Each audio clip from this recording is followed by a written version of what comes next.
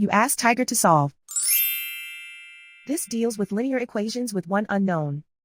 The final result is x equals 35. Let's solve it step by step. Group all constants on the right side of the equation. Subtract 110 from both sides. Group like terms. Simplify the arithmetic.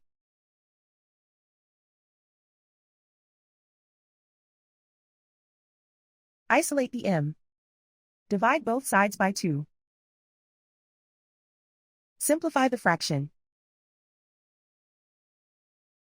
Find the greatest common factor of the numerator and denominator.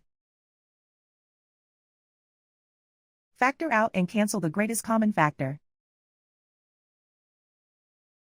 And so the final result is x equals 35.